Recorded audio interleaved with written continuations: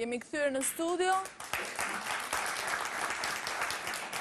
Të nderuar miq, jemi në këtë transmetim të drejtë për së drejti në valë të televizionit publik shqiptar, në valë satelitore dhe toksore.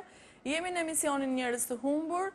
Sonte është mbrëmja e fundit për këtë vit në këtë sezon, pra edhe kemi menduar që të kemi të ftuar special, të prezantojmë raste personash të humbur dhe në qendër të vëmendjes të jenë vajzat të cilat janë të rezultuara të humbura në emisionin tonë, janë denoncuar të humbura nga familjarët e tyre.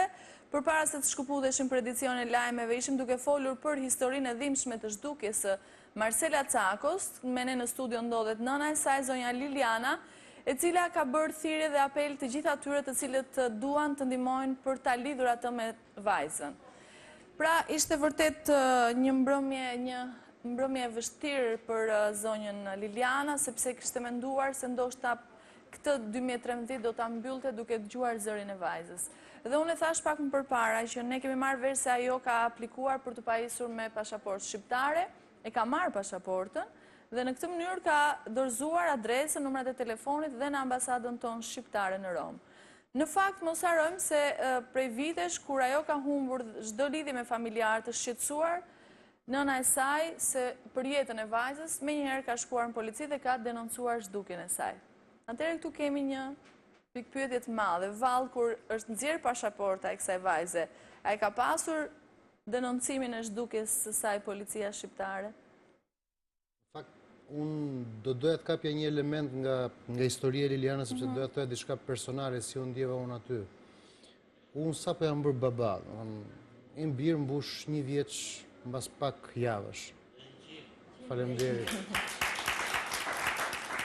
Dhe në fakt unë jam në atë fazën që bashkë me ti me shoqë përpiqemi t'i blejmë dhurata, lodrat me cilat Davidi i mbirë luan.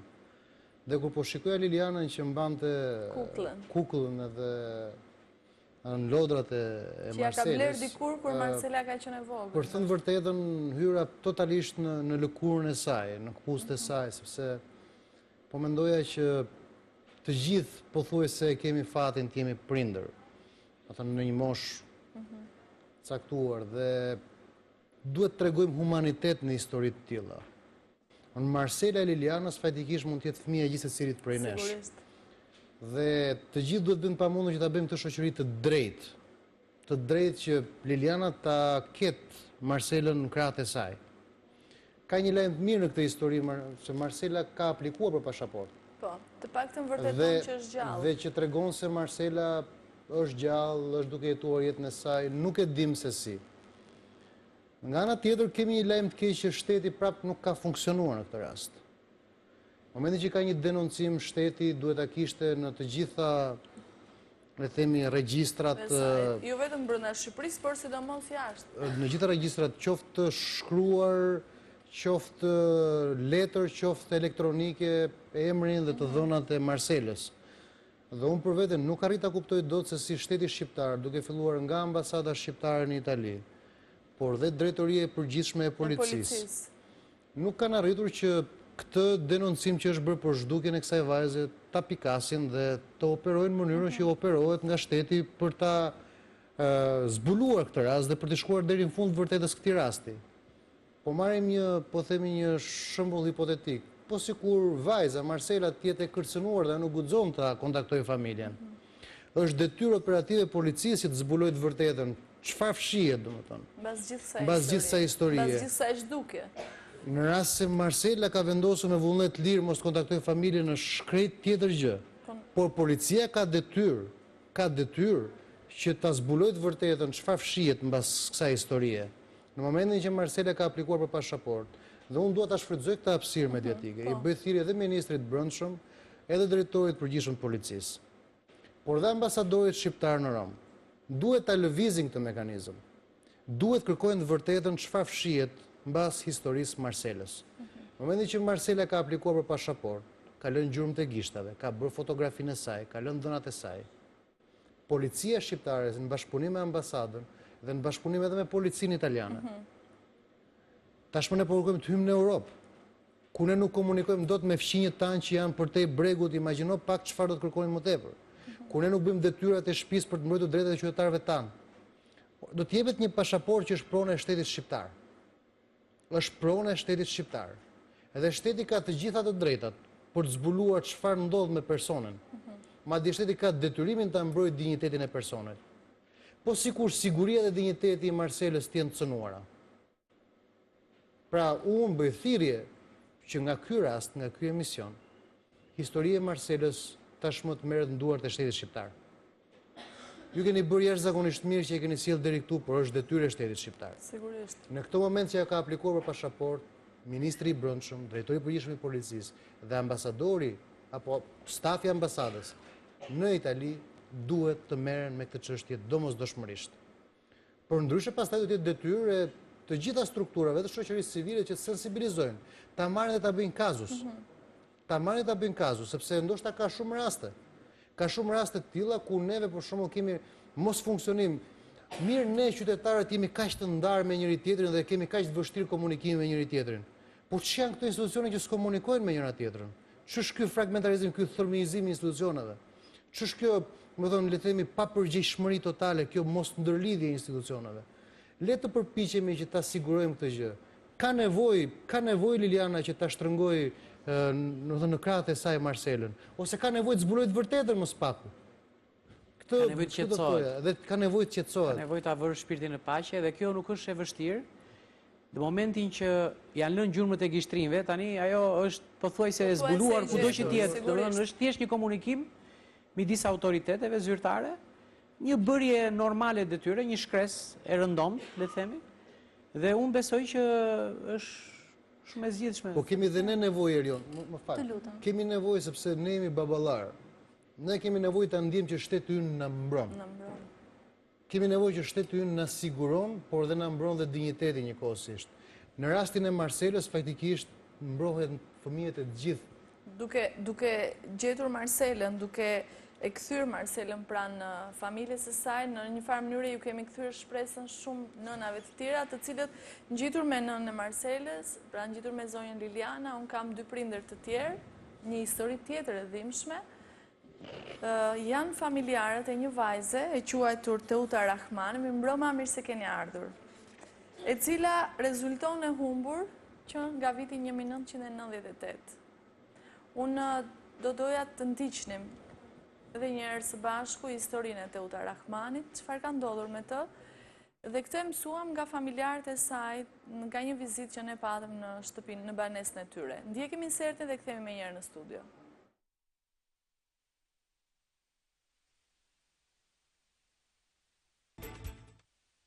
Nuk kam qenë kurrë aq e duruar sa të marr copzat e thyera dhe t'i ngjis me njëra tjetrën. Dhe t'i them vetes se ajo që sapo ndreqa është po aq e mirë sa edhe e reja. Çfarë është thyer, është thyer. Do ta mbaj mend siç ishte në fillim, se sa ta rregulloj atë dhe të shikoj gjatë gjithë kohës copat e thyera.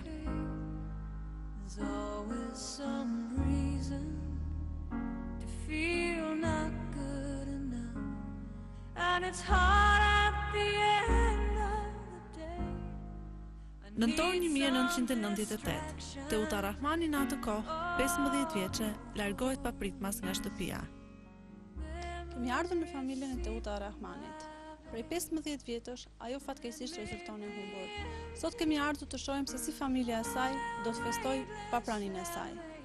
Ajo ka lënë prindrit dhe vëllain, të cilët për asnjë moment nuk e kanë harruar pjesëtaren më të vogël të familjes.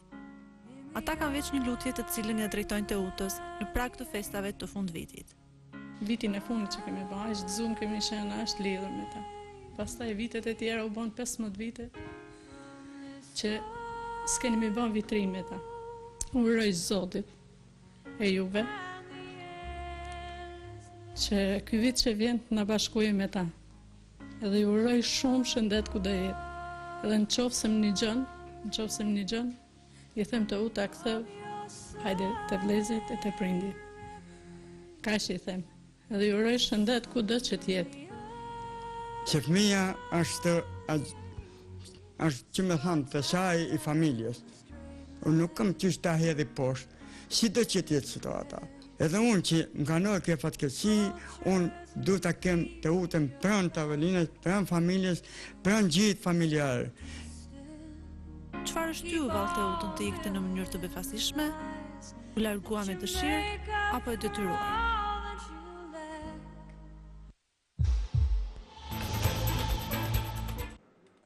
Pra, kjo ishte në sapo ndoqën foton e Teutës, në ato vite është një foto e moshës së saj 15 vjeçare, apo jo? Në ato vite që ajo është larguar, ka qenë vetëm 15 vjeç. Që atëherë, se s'kemi marrë asnjë përgjigje prej saj. Edhe jemi boshur gjithë në shtëpi, si familje, na duket shtëpia bosh.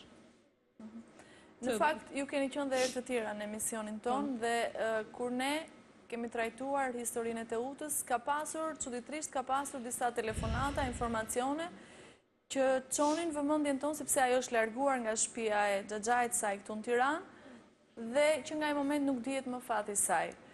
Familjarët kanë menduar se do të ktheheshe, por vitet kanë kaluar 15 vjet dhe ajo nuk është bërë më gjallë. Ndërkohë që nga publikimi i fotos së saj, historisë së saj në emisionin tonë, vinë disa informacione dhe na çojnë drejt Anglisë. Një vajzë e ngjashme me Teuta Rahmanin.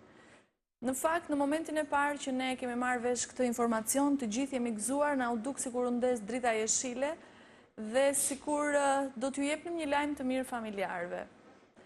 Ka pasur korrespondenti bashkëpunëtori jon në Angli, zoti Esat Braçe, ka shkuar tek vendi ku i vinin informacionet dhe ka rënë në kontakt me një vajzë, në fakt kishte një ngjashmëri të madhe, por ajo vetë pohoi se e ka mbiemrin Rahmani, quhej Teuta Rahmani, por ky ishte mbiemri bashkëshortit saj që ishte me origjinë nga Kosova. Pra, ajo vetë mohoi faktin që ti ishte nga Shqipëria, kam kontakte me familjen, tha, dhe deklaroi se origjina e saj ishte nga Kosova. Atëherë, me thënë të drejtën, ka qenë shumë e vështirë, derisa ne t'ju thoshim familjarëve, sepse u ngjallën shpresat dhe pastaj na duhej prapë të ktheheshim nga pika zero. Nga zhdukja e saj këtu në Tiranë, tek shtëpia e xhaxhait, shumë afër shtëpisë dhe familjes së saj. Ja ku jemi sërish sonte, duke mbyllur këtë 2013 me shpresën se 2014 do t'ju sjelli lajme për Teutën. Inshallah, dhe Zoti i Madh, Zoti i Madh e juve na jep një shpresë.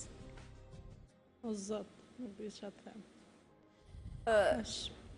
Ju keni bërë me njëherë atëherë në ato vite që ajo u zhduk, pra keni bërë dhe denoncim policia, apo jo? Keni shkuar mbas gjithë këtyre viteve përveç emisionit ton, keni shkuar në vend tjetër për t'u interesuar për Teutën? Jo. Në polici keni shkuar sërish të merrni vesh? Vetëm vitet e para. Në fillim. Vitin e parë në fillim, pastaj s'kemi shkuar më, s'na dhanë më përgjigje. Asnjë përgjigje. Ai person që ishte Dora Mendoj se mund të kishte gisht në zhdukjen e Teutës, në rrëmbimin më mirë të Teutës, sepse imagjinoni ka qenë një fëmijë, një vajzë 15 vjeçe. Po? Edhe e kapi policia, majti ca muj në burg, doli e në kash. Ndërkohë që Teuta sot e kësaj dite rezulton e humbur. Pra, ju e kuptoni, Erion, e kuptoni se sa kemi shkuar në fillim, thot nëna e Teutës, në polici, dhe pastaj kanë humbur shpresat. Kanë humbur shpresat nga policia, kanë humbur shpresat nga shteti. Shiko ç'a ndodh, Aida. Ndodh që presidenti amerikan, që ka me qindra milion në shtetas, angazhohet personalisht kur një shtetas amerikan rëmbet diku në botë. Ose u mbet presidenti italian, presidenti francez, marrin pjesë drejt për drejti, shkojnë dhe i presin edhe në aeroport kur vinë njerëzit. Angazhohen personalisht, jo thjesht shteti. Është një film që tregon që për 5 shtetas amerikan u bë një operacion gjigant shpëtimi nga një vend tjetër. Në shtetin ton janë me mira raste, kur them me mira janë me 10 mira raste, ku puna e dobët e policisë, puna e dobët e organeve shtetërore, puna e dobët e organeve të gjyqësorit, të gjithë sistemi ynë, ka bërë që të krijojnë këto të çara, këto vrima gjigande që njerëz të pa skrupull, njerëz pa dine iman, njerëz djallëzor, të përfitojnë. Mund t'jetë i njëjti rast, ky rast që po flasim.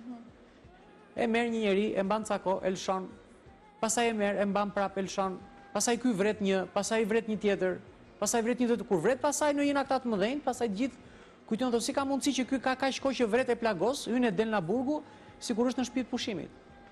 Pra gjithë ky sistem i ngritur në mënyrë më negative të mundshme, ndërkohë që gjithë bota ku ne duam të shkojmë, bota e qytetëruar, funksionon krejt ndryshe. Atje qytetari i gëzon të drejtat e tij. Këtu qytetari si gëzon. Dhe pjesa më e madhe e rasteve që kanë ardhur këtu në studio kanë të bëjnë me trafikun. Kanë të bëjnë me gjëma që një familje vetë nuk e përballon dot këtë situatë. Këtu është shteti. Dhe më falë Erion, në të gjitha rastet që ne, dhe kjo është ajo që po vija re, në të gjitha rastet vihet re ngërçi i funksionimit të shtetit. Të gjithë e nxjerrin këtë si problem. Diku në një vend dhe diku në një vend tjetër, ti e kupton që shteti nuk ka funksionuar. Më falë Erion. Jo, s'ka problem, ishte dhe unë e kam ndjerë këtë shpeshherë në të gjitha historitë që kam trajtuar në emision dhe që vazhdojmë të trajtojmë, se sa pa vlerë është jeta njerëzore këtu tek ne.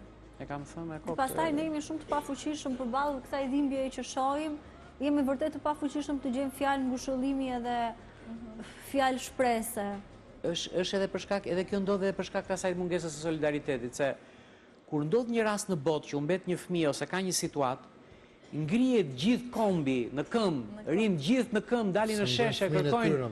Pse? Sepse mbrojnë pjellën e tyre. Domethënë, unë e mbroj fëmijën tim më mirë kur ka mbrojtur fëmijën tënd të parin. Sigurisht. Nëse unë i bie në qafë fëmijës tënd, fëmijën tim e mbroj më pak, se kështu rrotullohet kjo botë. Nuk ka dhunë pa kundër dhunë, nuk ka veprim pa kundër veprim, nuk ka goditje pa kundër goditje. Unë do t'ju them vetëm një fakt, javën e kaluar unë e kam bërë publike dhe e kam thënë dhe në emision se duke trajtuar rastin e Bleonës së vogël, ju të gjithë e mbani mend vajzën e vogël 6 vjeçare, e cila u zhduk në rrethana misterioze në Zapot të Kukësit. Duke kërkuar dhe shpeshherë unë e kam publikuar, vinë informacione dhe hapet një pistë e re. Atëre pista e parë ishte Shqipëria. Mëtej vinë disa telefonata dhe na çojnë në Greqi. Unë detyrohem, ju drejtohem kolegëve tanë në shtetin grek dhe ju them, a ka mundësi të prezantoni rastin e një vajze në emisionin tuaj, një vajze fëmijë shqiptar. Dhe ju them të drejtën, brenda 24 orëve është mobilizuar gjithë stafi i gazetarëve dhe më ka bërë përshtypje, ne kemi pas një lidhje direkte të premten, jemi duke ndjekur dhe pamjet në këto momente, me këtë emision, vetëm për Bleonën e vogël, dhe kishin ftuar në studio që nga prokuror, polic, inspektor policie, kishin ftuar në studio psikolog, sepse kishin informacionin për Bleonën dhe po jeni duke ndjekur pamjet, ku ata prezentonin foton e Bleonës së vogël, madje direkt patën dhe një lidhje telefonike me një presidenti një shoqate në mbrojtjen e fëmijëve, aty quhet Hamogje Lutupedi ose buzëqeshja e fëmijëve, i cili vuri në lëvizje të gjitha mekanizmat e tij për kërkimin e një vajze, e një fëmije shqiptar, i cili mendoheshet se mundet të ndodhet në shtetin grek. Ne kemi edhe një rast tjetër që organet ndërkombëtare kanë ngritur çështjen e zhdukjes së qindra fëmijëve shqiptar, janë zhdukur me qindra fëmijë shqiptar. Nuk e ka çar kokë, e di ç'do të thonë kjo. Të jetosh në një shtet ku ti prodhon një fëmijë, krijon një fëmijë, e rrit një fëmijë dhe paprit mas kjo zhduket. Dhe nuk e çan kokën njerit. Kjo është katastrofa reale dhe unë nuk e kam se ky shteti mund të jetë kështu. Unë e kam me njerëzit e thjeshtë që shkojnë e votojnë pafundësisht të njëjtët njerëz, shkojnë e shesin votën pafundësisht të njëjtët njerëz, dhe në fund pare për s'ka kujt i kërkojnë llogarit. Dhe bet ajo barra sa se ngre do të më asnjë kuriz, as shteti vet nuk e ngre dot. Prandaj ne duhet të ndryshojmë dhe prandaj jam i gëzuar që humbëm statusin. Jo për shkak se jam njeri që jam negativ, jo. Por ti duhet mësosh shumë nëse do të ngjitesh lart. Ne rim si gjynaqar atje, presim se mos na hapin një dhuratë. Nuk pranohet kjo. Bota nuk e pranon këtë. Dhe pikërisht për këto shkaqe, pikërisht për shkakun për atë problem që i kanë shkaktuar zonjës autoritetet diplomatike të Shqipërisë. Ata që kanë lidhur fjet e kompjuterave që si kanë lidhur ashtu siç duhet. Ata që punojnë me qindra njerëz në policinë e shtetit edhe s'bëjnë as i punë. E duhet të thënë gjërat ashtu siç janë. I dhëm dikujt, po nëse dikujt i dhëm fjala ime, mendo sa i dhëm asaj nënës atje. Mungesa e fëmijës. Shpirti dhe si ajo janë me qindra. me qindra. E dini sa njerëz, ja, po t'jap një skandal sot, një skandal, janë me qindra njerëz që mbahen në përpara burgime dhe në burgje jashtë afateve ligjore. E di ç'do me thënë? Do me thënë që në këtë vend që po flasim, ka një ministër drejtësie, ka një president, ka një kryeministër, ka një ministër rendi, që flenë gjumë në këmbë. Dhe shtetasit e tyre janë burg se këta nuk duan të bëjnë detyrën e tyre. Se këta duan të shesin emërimet e gjykatësve, kupton? Se këta duan të bëjnë vila që i bëjnë me turpe dhe sheik të Arabis. Këta që kemi në krye. Edhe vërteta duhet thënë. Edhe njerëzit duhet ta dinë të vërtetën. Se këtu ka shumë njerëz që manipulojnë të vërtetën, që e fshehin të vërtetën, që flasin edhe thonë broçkulla kur vjen puna për detyrimet që kanë ndaj shtetasve të tyre. Po kjo është pika themelore. Këta nuk kryejnë detyrat e tyre të shtëpisë dhe prandaj janë ndëshkuar nga Evropa. Dhe do jemi lumtur të ndëshkojnë edhe në qershor, prap, nëse si kryejnë detyrat. Se këta kanë firmosur me 10 konventa për fëmijët e për gratë e për dhunën e gjë. Në fund fare kush i zbaton këto? Askush. Askush. Në fakt nëse mund të them diçka, të gjitha këto raste, po ta mendojmë, janë raste ku njeriu i bën dëm njeriut. Këtu nuk vjen askush kërkoj dikë për shkak se për një fatkeqësi natyrore ose për një shkak madhor, po thonë i ka ndodhur diçka. Të gjithë vijnë sepse dikush i ka bërë keq dikujt tjetër. Njeriu për njeriu është ujk. Prandaj është shteti, që ne mos të vrasim njëri tjetrin. Martin Luther King u thot, shiko, rregullat e lojës, ligjet dhe kushtetuta nuk na bëjnë ne automatikisht të mirë. Nuk na bëjnë ne automatikisht të drejtë. Nuk na bëjnë ne as ta duam dhe as ta respektojmë njëri tjetrin. Por ama një gjë na e bëjnë, na ndalojnë të bëjmë keq njëri tjetrit. Dhe tani ç'shtet është ky? Ç'shtet është ky që keqbërjen e parë bën shteti? Pa drejtësia është në themel, është në çdo qelis. Nuk e di nëse mund të bie ndonjëherë 1000% dakord me dikë, por me Erion Kristo nuk bie dakord. Nëse ka një krim të madh që i bëhet qytetarëve shqiptar, është krimi që i bëhet nga shteti. Është ai punonjësi i policisë i cili bie dakord me horrin e lagjes. Që i thot grua së dhunuar dhe ik në shtëpi se unë e ra vetë gruan, e kupton se ja merr as denoncimin. Një telefonat, ju kërkojnë ndjes, e kemi? Linja numër 1, 2, linja numër 2, regjia, në mbrëma. Mirë mbrëma. Linja numër... Mirë mbrëma, përshëndetje, zotri. Përshëndetje. Po, ju dëgjojmë. Alo. Aida, mirë mbrëma, Aida. Mirë mbrëma, përshëndetje. Alo. Po, ju dëgjojmë, zotri, nga telefononi. Alo. Aida. Po, të dëgjoj shumë mirë, vetëm ju lutem flisni sepse jemi në transmetim të drejtë për së drejti. Po, ju kuptoj që jam drejtë për drejtë. Po, ju dëgjoj. Dua t'ju përshëndes pari. Faleminderit. Të mrekullueshëm që nuk e keni për herë parë që e bëhet në këtë gjë. Edhe unë jam Fran Babaj. Po? Keni 2 miq të mi në studio sonde? Po. Adrian Gardinin dhe Kriston?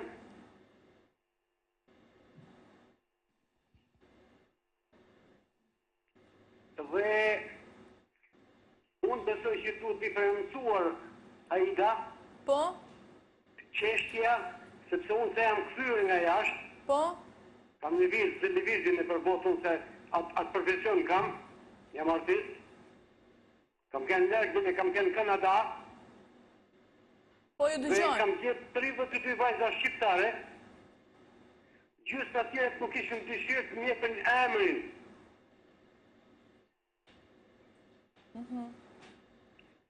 Masi, dhe me thanë, interesisht e që unë gjoja, thosh, të ndërmoj diska ku të kthehem,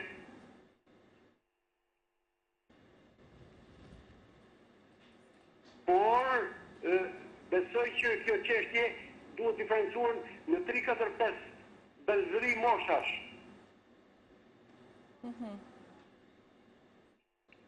A kur janë fëmijë që merren për flutur, apo kur janë i bëzit saktuar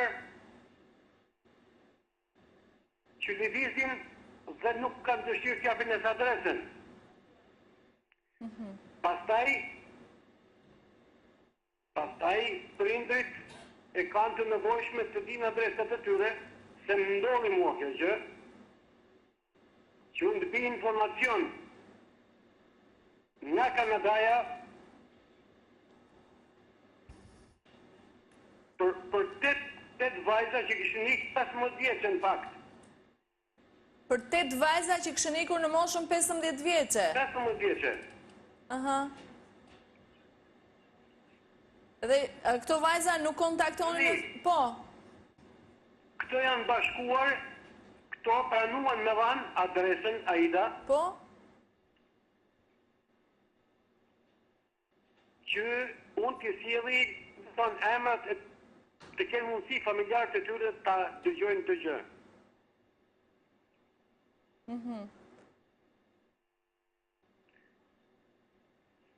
Unë besoj që shpesh diskutojmë ne jo ambasada, jo konsulata, jo ambasadori.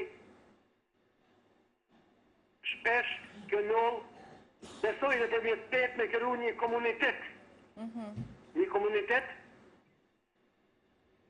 që është shumë i rëndësishëm që lëviz shumë ashtë se ambasada për arsye të agendave të tyre, të lëvizjeve të tyre, të në mundësive e Aida që ata i kanë informacionet më sakta sepse bashkosh atje ku vinë autoritetet ruhen.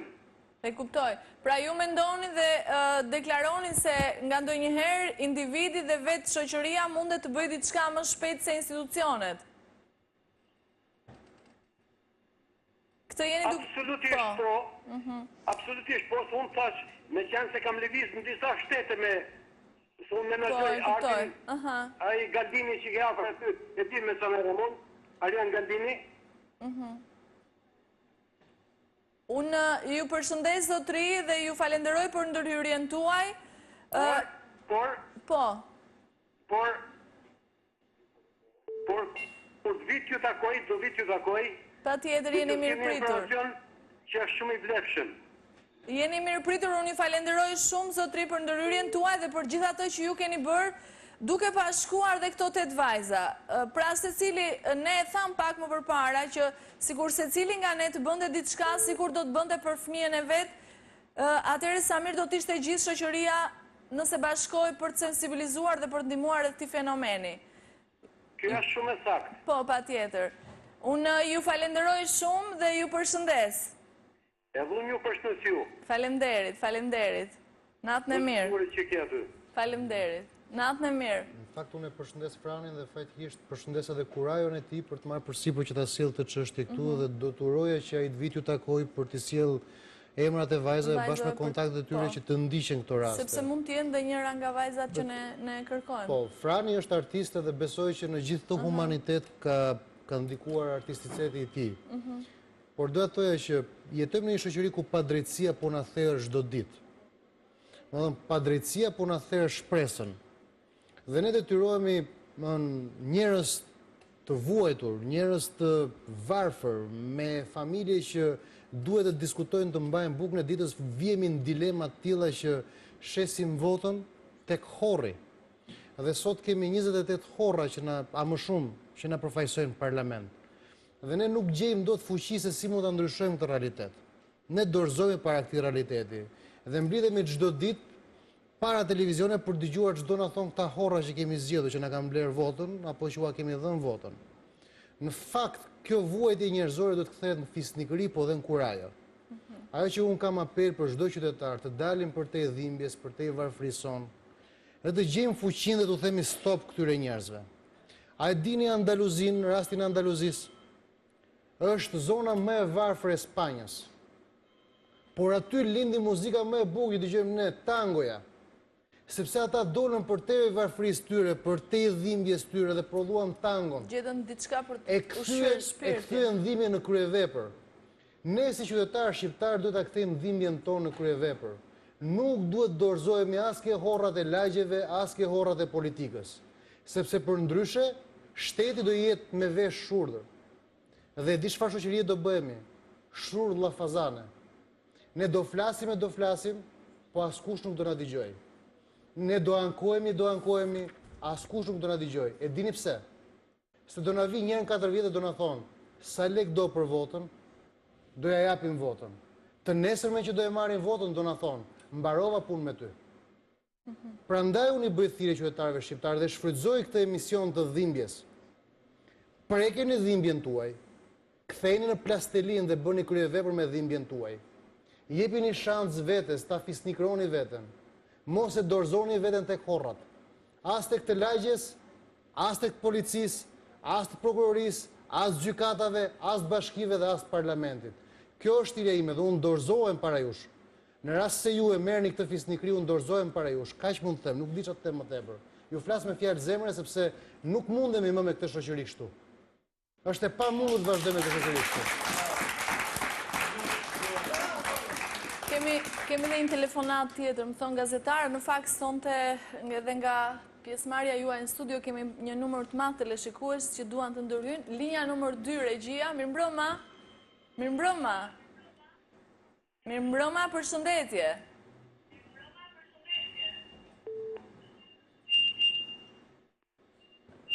Më dëgjoni? Po të dëgjoj, po. Po, ju dëgjoj, atëre mund ta mbyllni televizorin, të më dëgjoni vetëm nëpërmjet telefonit sepse interferon zëri i televizorit. Alo, më dëgjon? Po. Alo? Po, ju dëgjojmë ne. A më dëgjoni? Po. Mirëmbrëma. Mirëmbrëma. Flas nga Italia. Dhe para këtë telefonat për t'ju përshëndetur në Faleminderit. zonja Aida. Faleminderit. Praktikisht ne në diasporë jemi shumë të preokupuar dhe të interesuar për emisionit tuaj në këtë televizion. Dhe të gjitha të tjerat emisione që transmeton TV-shea, por veçanërisht ky emision është vërtet real, është prekës dhe është jashtëzakonisht i arritur. Faleminderit. Por arritja ka nevoja të tjera më të mëdha në mbështetje nga struktura të shtetit, struktura të cilat janë të specializuara në kërkimin e njerëzve të humur, ashtu si ka gjithë bota. Unë kom pas rastin në këto 20 vjet që jetoj në diasporë të njoft me mira raste të kësaj natyre, njerëz të rrëmbyer nga krimet internacionale të mbritura në Europë. Kom pas rastin të ndjek ngjarje në tribunale, kom pas raste të ndjek në rastin në spitalet e Italisë që jam doktor, dhe më kam lirë dhimbje për këto raste. Por këto dhimbje duhet i transmetohen shtetit tonë, Shqipëri. Se pa një shtet me themele shteti, nuk mund të realizoni kur ju një sukses si televizion. Dhe me këtë rast duhet përshëndes të dy burrat, të dy djemët që po diskutojnë aty, profesorin dhe që tjetër që nuk e mësoj të emrin, që vërtet janë jashtëzakonisht arritur. Dhe këta duhet të dëgjohen nga publiku shqiptar.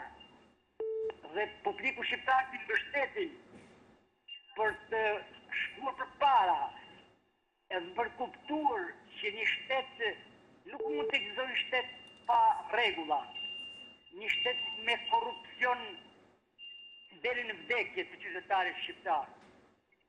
Unë këto ditë kam botuar dhe një libër, një roman që përmbledh gjithë kriminalitetin internacional në shumë vendet e Europës dhe veçanërisht në Shqipëri. Ky roman është dorëzuar dhe presidentit të Republikës Italisë dhe më ka parë. E kam dorëzuar në Shqipëri dhe askush më ka thënë faleminderit strukturat e shtetit shqiptar. Atëherë një udhëheqës një politikan që nuk njeh kulturën dhe qytetarët e vetë kudo që janë në botë, do të kenë vështësi të madhe të qytetrojnë qytetarët e vetë në Shqipëri. Dhe bota dhe Europa mbi të gjitha përdon statusin, nuk jep një status për të udhëtuar me tren, por jep një status për që janë shqiptarët ashtu siç janë shqiptarët e vërtet dhe për të ndëshkuar shqiptarët e jo të vërtet. Dhe për të mos humbur kohën ju, për të mos humbur kohën, unë duhet t'ju përshëndes me ndjenja për këtë emision që jepni. Faleminderit. Dhe besoj që romani im që do të dalin do të ketë pjesë nga ky emision juaj. Patjetër. Unë ju këtë ditë po.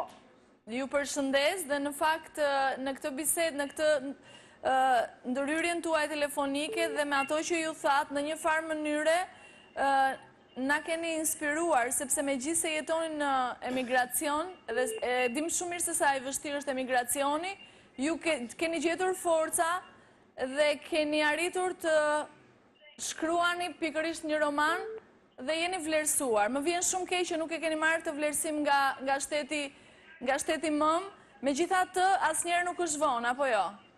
Po, praktikisht unë nuk kam mbetur në këtë roman, por këtu me luftët me vështirësi të mëdha kemi arritur sukseset tona që janë doktor shkencash dhe duherë në prendim.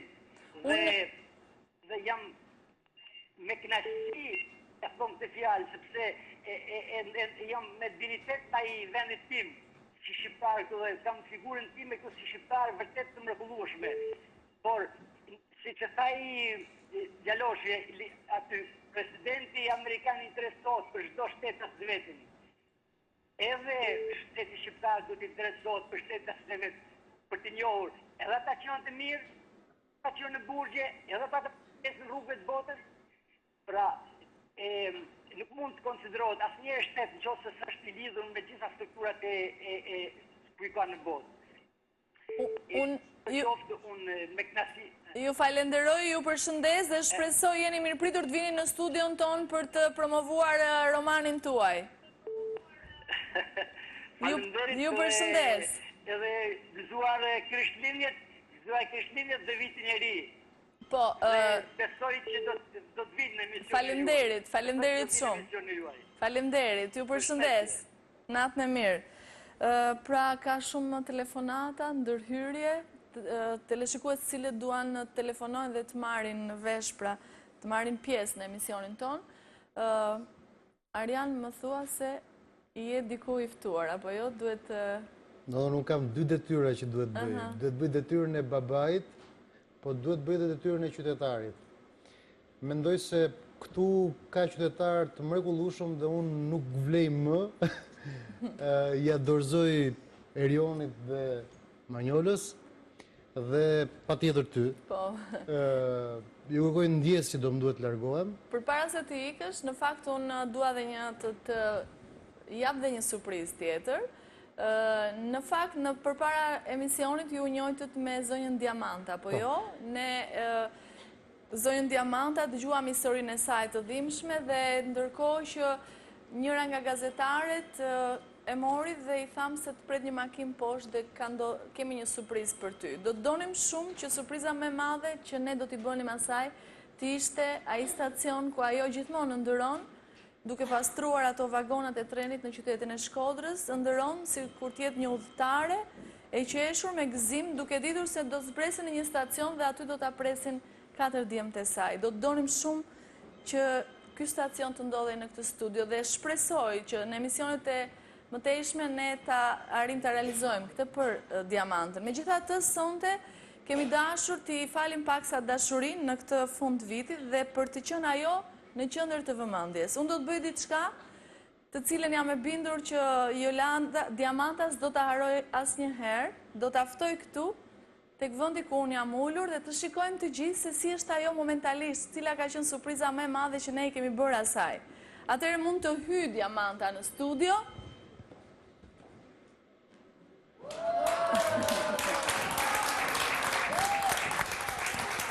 Diamanta Të përshëndes, e bërë shumë e bukur sonte, edhe ti mund të ulesh këtu.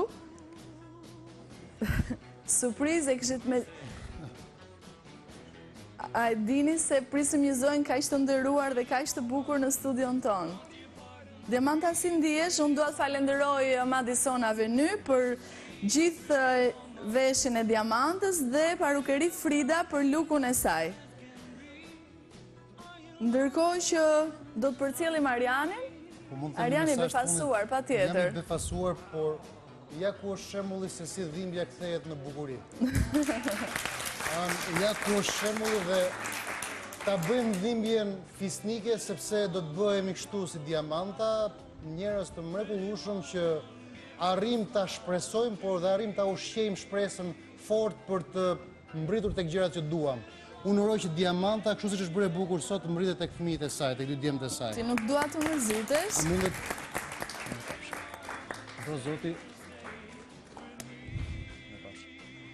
Qytetari mrekullueshëm. Të dua fort.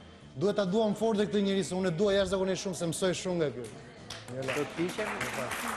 Arian, falenderoj që ishe pjesëmarrës dhe shpresoj që t'jeni dhe herë të tjera në krah të këtyre familjarëve, edhe në këtë studio besojmë se sot të dhuruam emocione dhe kur të ikësh rrugës jam e bindur që do mendosh se sa halle ka në këtë botë dhe sa mirë ke bërë që ke qenë sonte këtu. E dini ç'po mendoj apo jo? Mendoj atë momentin kur do flas me Tim Bir, sa ishte akoma i vogël, është 1 vjeç ende s'ka folur, por do të them që sot ai do më ndihmoi që të gjej ca fjalë të reja për t'ia thënë Tim Birit, domethënë, sepse duaj që të gjithë të japim atë kontributin, themi fjalë të mira për ta bërë Shqipërinë më të mirë për të gjithë ne, domethënë. Përpiqemi ta bëjmë këtë gjë. Faleminderit, mirupafshim. Mirupafshim. Diamanta, si e ndjen veten?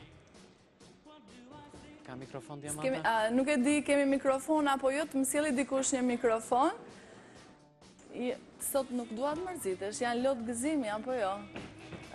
Ti e kishe ndëruar që të vje në këtë studio, të takoheshe me djem, do të shpresojmë që këtë të ndodhe dhe në vazhdim.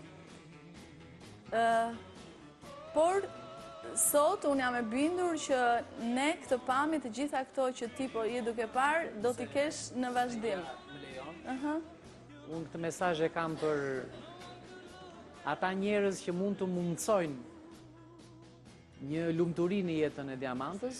Do të them vetëm kaq, shikoni sa nën dinjitoze që keni. Sigurisht. Është një nën dinjitoze, është një nën, çdo nën është dinjitoze, po Diamanta është një nder. Kështu që edhe ju duhet ta meritoni këtë nder, prandaj kapni telefonin tani dhe merrni emisionin në telefon, edhe takoni Diamantën më njëherë. Ta shpresojmë Rion që të ndodhi diçka, edhe ti emocionuar. Jam emocionuar, absolutisht, ndoshta të qenit femër, të bëmë edhe më të ndjeshëm. Megjithatë, unë shpresoj dhe besoj që Diamanta do të arrijë atë stacionin ku ajo synon dhe dëshiron. Sepse unë mendoj që dashuria është shumë e fortë, dhe ajo ka forcë të tërheqi, dhe ajo ka forcë të bëjë mrekullira. Jemi shumë pranë Krishtlindjeve, unë besoj në mrekulli. Ta shpresojmë këtë dhe unë Diamanta të uroj me gjithë shpirt, në emrin në tim dhe në emrin e gjithë stafit, që 2014 të jetë një vit komplet ndryshe për ty dhe për gjithë jetën tënde. Një fjalë për që stava bashkë me fëmijët e mi pakten. Të shpresojmë këtë, unë shpresoj që të ndodhi sa më shpejt. Të nderuar miq, kalojmë në një hapësirë publicitare, sepse jemi të vërtet të gjithë emocionuar sonte, dhe kthehemi me një herë, mos u largoni sepse kemi edhe 2 histori shumë interesante për t'ju thënë dhe presim telefonatat tuaja në studio. Kthehemi me një herë mbas reklamave.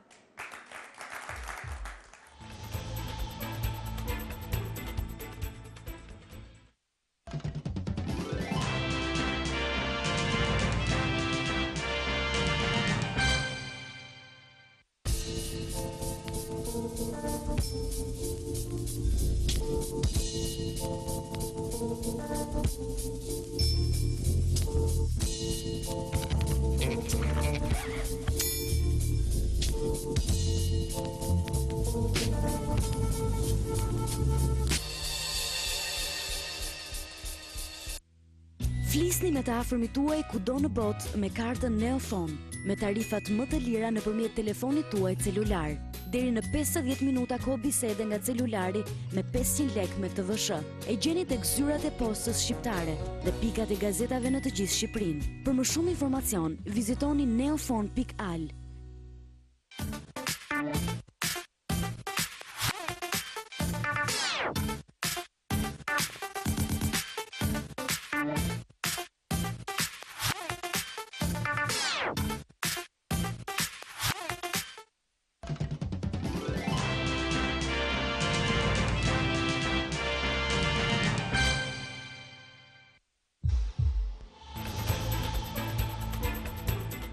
Jemi kthyer në studio, të nderuar miq. Vazhdojmë në këtë transmetim të drejtë për së drejti, gjithmonë në kërkim të fatit personave të humbur dhe të zhdukur, por sonte është një mbrëmje vjeçantë.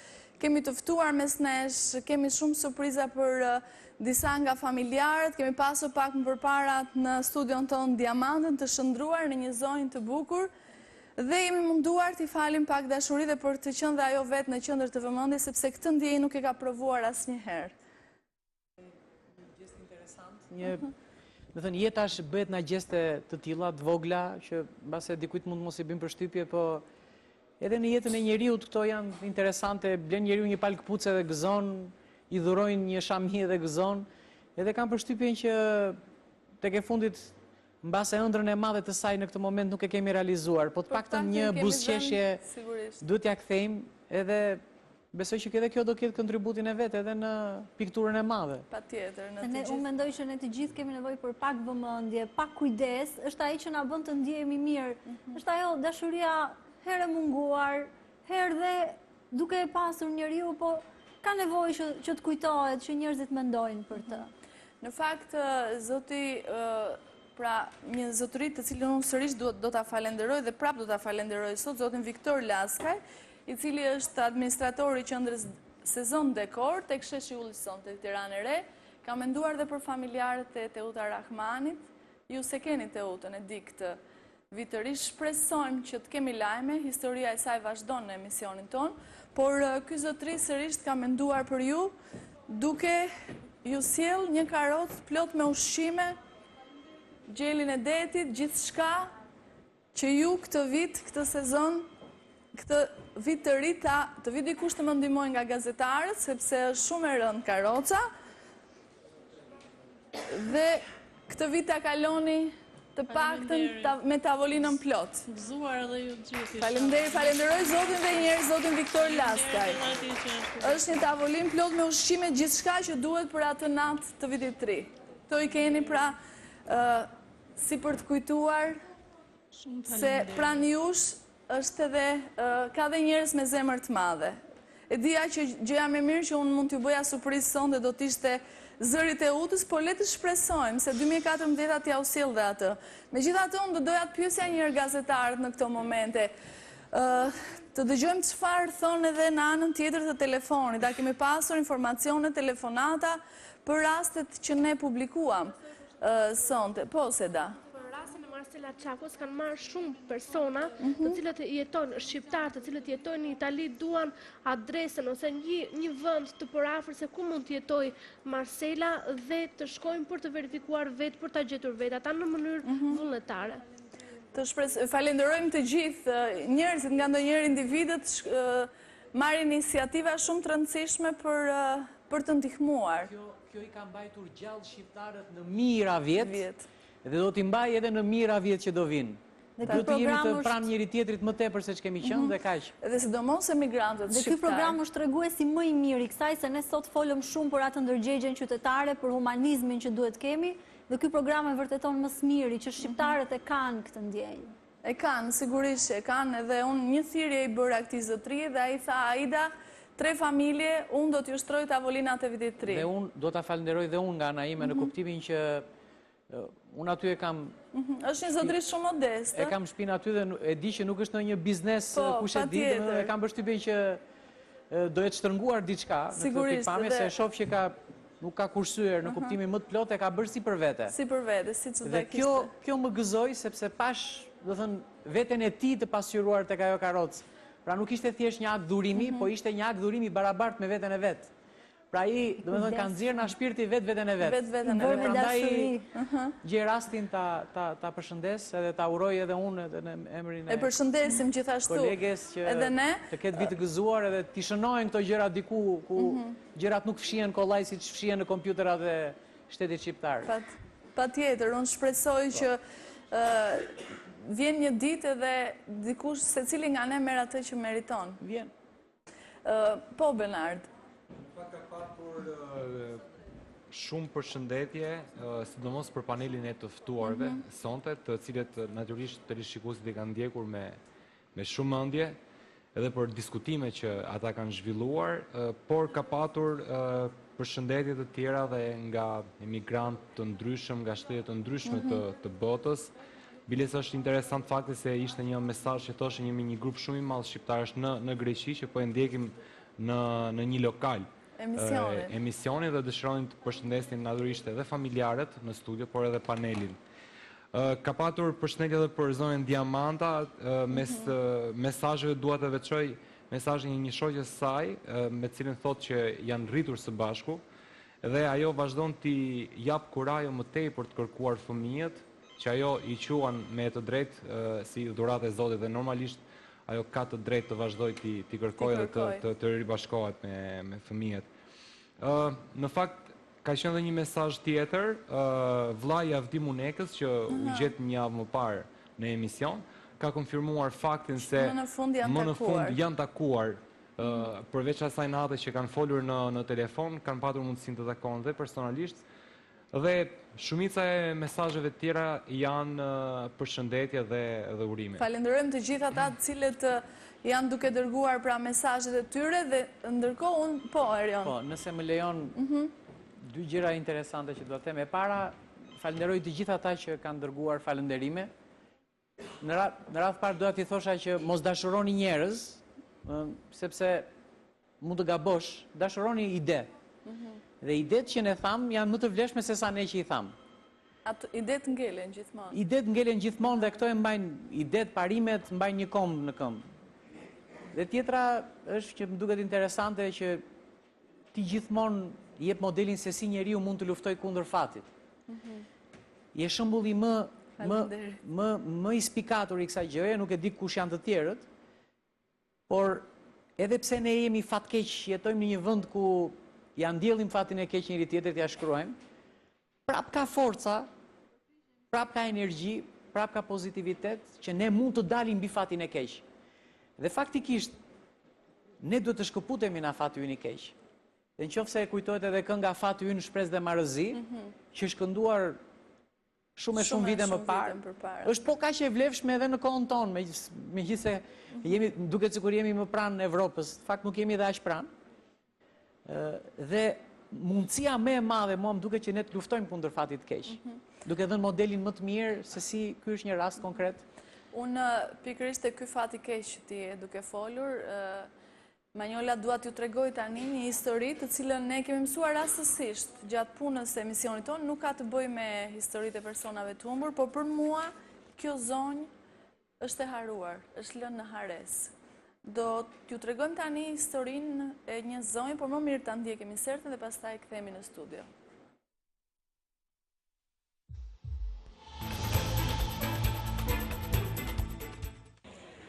Konfliktet në familje shënojnë një tjetër ngjarje tronditse kësaj radhe në qytetin e Korçës. Një grua e re është dënuar barbarisht nga bashkëshorti dhe më pas është hedhur në koshin e mbeturinave. Një 52 vjeçar ka ekzekutuar me çifte bashkëshorten e tij në kasollën e Baktive. Ngjarja ndodhi në fshatin Dervend të Fushkrujës, aty ku edhe banonte çifti. Sipas një statistike të publikuar nga Ministria e Brendshme, në të gjithë vendin në 2 ditët e fundit janë regjistruar 29 raste të dhunës në familje apo shkelje të urdhrave të mbrojtjes të lëshuara nga gjykata. Kush është fajtori? Kush i vrau? Deri kur?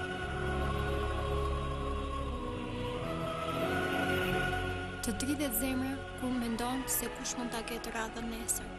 Mjaft më. Jetojmë në shekullin e 21, në kohën kur femrat në të gjithë botën gëzojnë të drejtën e tyre dhe mbrohen nga ligji nëse dënohen. Ndërsa në Shqipëri çfarë do? Një realiteti mbushur me dhimbje për ato që përjetojnë këtë makt. Përshëndetje, unë jam Dorina. Historia që do t'ju tregojmë është historia e një zonje 48 vjeçare, emri të cilës është Mare Mali. Prej vitesh ajo jeton në këtë ambient që ju sapo po e shikoni. Le të ndjekim cila është historia e saj, kësaj zonje që unë do ta quaja të harruar nga fati, të harruar nga shteti dhe të harruar nga të gjitha institucionet, për të cilat ajo bën një thirrje sot në emër të emisionit tonë.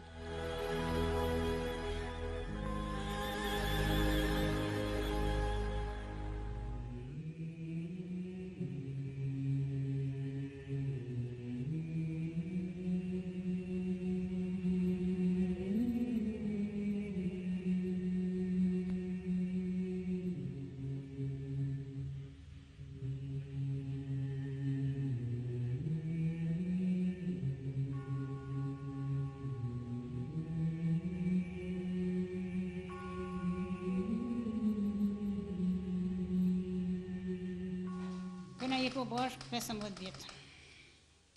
Nga Tropoja e kanë dzirë nga prej shtëpijet burrin tën. Njërë rëpte vetë e kanë qitë jashtë. Kena ra të njerëzit e mi në Shkodër, e ne i vitë në Shkodër, kena ra në Tiranë vitin 99. Aty kena punu të dy bashkë. Unë nuk kom pas fëmijë, për fat keq temin, nuk kom pas fëmijë. Këtu te kjo shtëpi, një ditë prej ditë, vjen një motër e Nën Terezës në vitin 99 dhe traket të porta. Gjorri prej xhepit vetëm bë direta, si me lek tona banë 5 milion lek. Për të shku të lektorat dhe gjetë një zgjidhje për fëmijë. Burri jam ishte mrena në shtëpi, mi mori lekt, ndërtuam shtëpinë. Kur në shtëpia u ndërtua, ky dole mua një grua tjetër e punë në shtëpi dhe më thotë del jashtë. Unë nuk kam përkoj, se nuk kam njeri. As kam as një njeri si të më përkrahin. As një përkrahje s'kam, të më si më shihni vetë. Unë nuk më dalë jashtë. Aty jam qysh në vitin 2005, jam shmërtuaj. Edhe dejmë sot si flasë këtu me ju. Tani sot unë jam pa urdhën mbrojtjet. Gjyqtari Arjan Bani më ka dhanë vetëm 6 muaj. Kam një përkahje sociale 20.000 lek. 20.000 lek, me atë 20.000 lek, unë jam e smur. Kam të gjitha dokumentat e fledelit nga spitali, si ai nuk mjaftojnë as për ilaçe, as për mjekim, as për bateri, as për bukë, as për asgjë janë botë. Këto janë fakte të gjalla, janë të vërteta çfarë flas, se janë dokumentat tona. I lutem Zotin mos ta marrën jetën. Mos më smërani smuri sepse nuk mund të shkoj në spitale, nuk kam mjekim, nuk kam bukë, nuk kam fuqi, nuk kam kërkon, s'kam me kam flas, s'kam ku të drejtohem, s'ka një risi të më japin asë edhe 100 lek. Kërkoj mos të më marrën jetën, mos të rahat në mua, mos des për bukëthat, kërkoj shtretit për të më një mua për një valitet. Sa për të hangër vetëm bukëthat.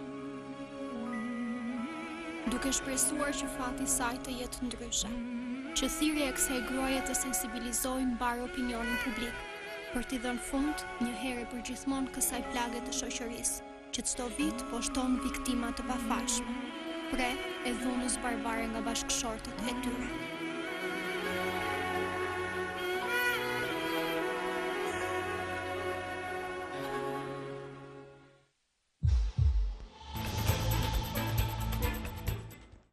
Kjo ishte historia e zonjës Mare, një histori që dhe ne kemi ngel të befasuar. Në fakt e kemi mësuar nga përfaqësuesit e qendrës sociale Shtëpia e Përbashkët e Njësisë Bashkiake numër 11, ku zonja Mare shkon çdo ditë dhe ha drekën në një mens që është falas për të gjithë këta njerëz të cilët nuk kanë asnjë mbështetje, të vetmet të holla që ajo merr, vetëm 20.000 lekë të vjetra, dhe me ato jeton. Dhunohet sistematikisht çdo ditë dhe madje shpeshherë edhe këto përfaqësues të qendrës sociale na thonë se vjen e gjakosur për të ngrënë. Ka marrë 4 urdhra mbrojtje, por në fakt le ta dëgjojmë mirë sepse kemi në telefon një nga përfaqësuesit e qendrës sociale, zonjën Shpresa. Atëherë kemi linja numër 2 regjia. Mirëmbrëma. Mirëmbrëma. Mirëmbrëma zonja Shpresa, përshëndetje. Përshëndetje zonja Ita. Unë fillimisht dua t'ju falenderoj për punën tuaj, sepse jam në djeni se përveç zonjës Mare, ju keni shumë raste të tjera në qendrën tuaj që vinë dhe drekojnë, hanë një pjatë gjell atje dhe largohen sërisht, apo jo? Dhe për këtë nismë ju përgëzoj. Përshëndetje për ju dhe panelin nga ty në studio. Faleminderit. Falenderoj që një emision si ky ka qenë ndjekur nga mira njerëz brenda dhe jashtë vendit, se cili kërkojnë njerëz të tyre të dashur, keni krijuar mundësi në art për të trajtuar raste kaq tragjike dhe të trishta, siç është ky rasti i zonjës Mare Male. Problemi i cili lëndon shumë shoqërinë e sotme shqiptare. Zonja Mare trajtohet në qendrën sociale shtetësia e përbashkët, në fokus të cilës janë njerëzit trajtimi njerëzve në nevojë, që i përket njësisë bashkiake numër 11 e Bashkisë Tiranë. Është ky rast një nga rastet më problematike që na vjen aty në qendër përveç rasteve të tjera. Në këtë njësi ka njerëz që kanë patur herë pas here probleme të dhunës në familje dhe sidomos të trajtimit çnjerëzor të gruas. I tillë është edhe ky rast, e cila përveç gjendjes së vështirë ekonomike përjeton edhe frikën dhe presionin e ushtruar ndaj saj nga ish bashkëshorti. Çfarë ndodh me zonja Shpresa, çfarë ndodh me zonjën Mare? Si është jeta e saj? Ne dëgjuam paksa nga ajo që ajo tregonte, por jo të gjitha i tha para kamerave. Ju e dini shumë mirë sepse ndeshin me të pothuajse për ditë, apo jo? Kronika juaj e qëtë më smiri. Dhe me të këtë lind pyetja se a kam mbështetje tjetër përveç shërbimit tonë në këtë qendër. Apo kam ngelur vetëm në kuadrin e sensibilizimit dhe kjo thotë jo përgjigja. Sepse zonja Mare vjen e gjakosur, e dhunuar, vjen shumë keq në një gjendje tepër treme dhe me gjithë punën e stafit që bëhet aty, përsëri zonja Mare mbetet po e njëjta, me dorën në shtrirë duke kërkuar një ndihmë tek njerëzit që ajo mund ta gjejë atë, ndërkohë që edhe duhet mund të edhe të mbyllen në pas here. A ka bërë denoncim kjo zonja diku në polici për këtë dhunën? Pyet zonja gazetare që ne kemi të mësuar në studio, zonja Manjola, a ka bërë ndonjëherë denoncim për këtë dhunë? Po? Zonja ka bërë disa herë denoncim, ka qenë ka marrë i kanë dhënë 4 urdhra mbrojtje. Dhe kësaj radhe me gjithë dhe duke gjeratin që t'ju falenderoj edhe juve, pasi zonja Mare tani mendojmë që pas 2 javë do marrë përsëri një urdhër tjetër mbrojtje. Shpresoj ta marrë këtë urdhër mbrojtje. Ka rezultuar jo i efektshëm në fakt, sepse ajo dhunon. Edhe diçka tjetër, ajo ka marrë 4 urdhra mbrojtje. Megjithatë, gjatë fazës, gjatë periudhës që i ka marrë këtë urdhra mbrojtje, është dhunuar? Gjatë kohës që ajo ka pasur disa herë ngacmime të tipit që do t'ju vrasim, do t'ju bëjmë, por jo që mund të ketë pasur dhunime fizike të pjesës tjetër, por nga ana psikologjike ajo ka qenë tepër dhunuar. E kuptoj, sepse shumë e vështirë, madje më e keq është dhuna psikologjike se ajo fizike. Faktikisht kjo nuk është... Ndaj shfrytëzoj emisionin tuaj. Po? Të bëj apel që gjitha instancave përkatëse, avokatit popullit, gjykatave, të shohin me syrin e të vërtetës rastet të tilla si ky. Nuk mundet të jetojë dhuna së bashku me këtë jetë kaq mizore. Zonja jeton në të njëjtën shtëpi me dhunuesin apo e ke shpëtuar? Po, në të njëjtën shtëpi. Zonja po jeton në të njëjtën shtëpi me dhoma të ndara me dhunuesin, me ish bashkëshortin e saj, i cili është i martuar me një grua tjetër dhe ka 4 fëmijë.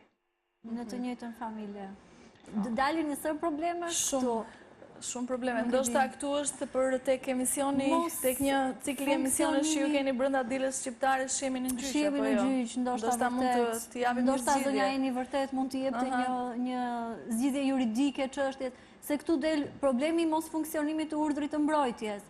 Zonja nga ana tjetër ka bërë divorcin dhe ka të pamundur të largohet nga shtëpia sepse nuk ka të ardhura ekonomike për të larguar. Kryesorja është se ajo nuk ka të paktën zonja Mare, me sa jam unë në dieni, është shumë keq nga ana shëndetësore, madje shumë vështirë ecën dhe nuk dëgjon nga veshët. Dhe i vetmi pension që ajo merr është 20.000 lekë të vjetra. Ka provuar ndonjëherë të dalë në kem të marrë ndonjë pension pak në mënyrë të tillë që të mbajë frymën gjallë, të mbajë veten gjallë?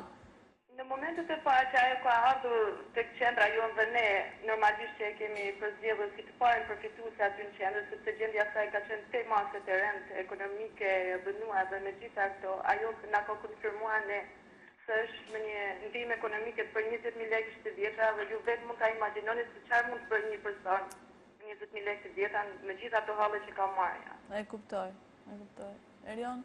Që të them, nuk është historia e zonjës Mare, kjo është historia e gjyqësorit shqiptar, që është një gjyqësor më qesharak në globin toksor, është qesharak, më vjen keq që po e them, ka dhe profesionistë shumë të mirë, po rezultati i përgjithshëm i punës së gjithëve është një gjë qesharake. Të bësh 4 urdhra mbrojtje, më mirë t'ja kishin bërë gjyqtares ose gjyqtarit to 4 urdhra mbrojtje. Tjetra që kam është që kemi dhe deputet që nuk e ushtrojnë funksionin e tyre, edhe bën dhe qesharak në këtë kuptim, sepse kanë bërë një ndryshim në ligj i cili ngec po aty, domethënë deri këtu shkon, pra mund të bëj një urdhër mbrojtje.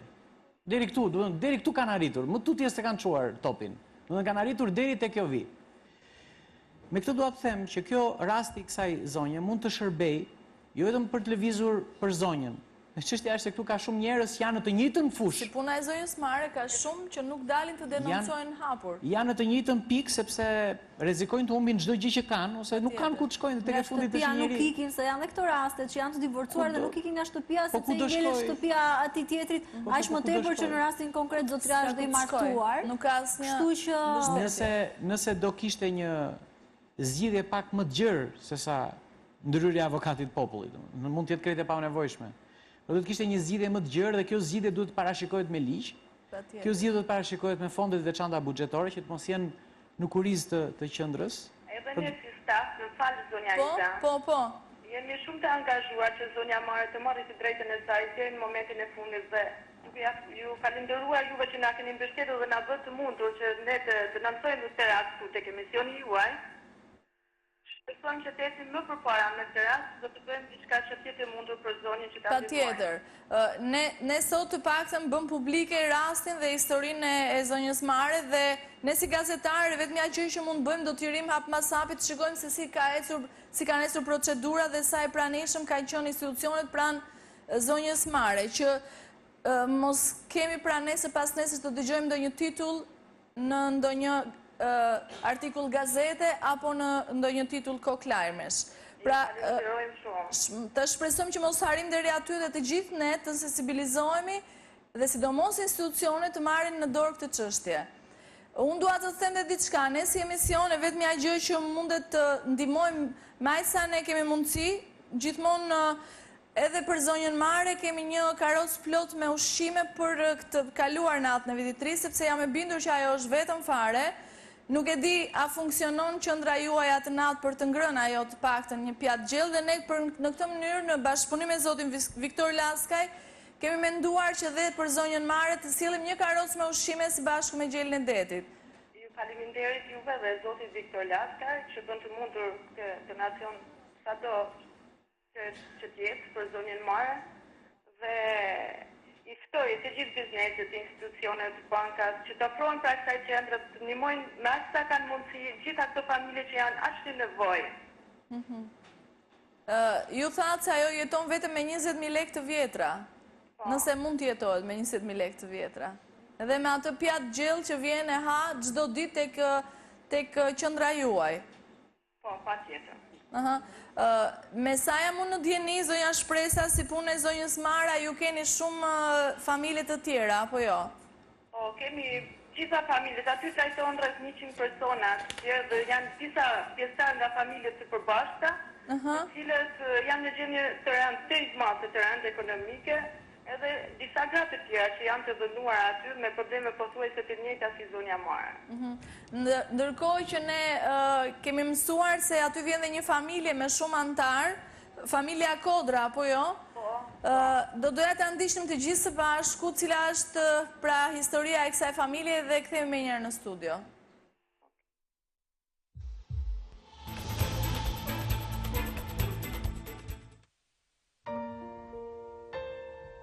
Veprat e dashurisë janë vepra të paqes. Sa herë që do të ndash dashurinë tënde me të tjerët, do vësh re paqen, që arrin mes teje dhe tyre. Ku është paqja, është Zoti. E kështu Zoti derdh paqe e gëzim në zemrat tona.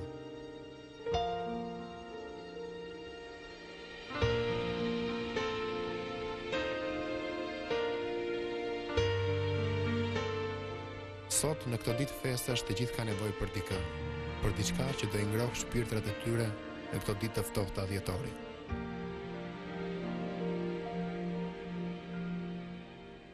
The first Noel, the angel did say, was to certain poor shepherds in fields as they lay. Përshëndetje të gjithëve, unë jam Albano. Sot kemi ardhur në familjen Kodra këtu në Leprak të Tiranës për t'ju treguar një histori ndryshe. Në pamje të parë është një familje e madhe me shumë fëmijë, dhe duket si çdo familje shqiptare me shumë fëmijë do të ketë gëzim. Por në të vërtetë këta kanë një histori për treguar, një histori jo të zakonshme, që mbart me vete dhimbjen dhe të papriturat e jetës. Sot kemi ardhur në familjen Kodra për të marrë një intervistë dhe për të parë gjendjen e kësaj familje në të vërtetë. Ndoshta në këto ditë festash është mirë që të bëhemi të gjithë bashkë. Sot kemi ardhur të solidarizohemi me këtë familje për t'u bërë thirrje të gjithë shqiptarëve që ka dhe njerëz që jetojnë në kushte të tjera dhe sot këta ka nevojë për ndihmë. Por më tepër për këtë familje dhe historinë e saj do të na flasë zonja Diana. Zonja Diana, si është historia e familjes tuaj? Historia e familjes tonë është shumë e vështirë, gjendje ekonomike. Jemi shumë fëmijë, pa punë, pa të ardhura, pa ndihmë ekonomike. Fëmijët duhet të plotësojnë dëshirat, ne s'ja plotësojmë dot. Duan kushte.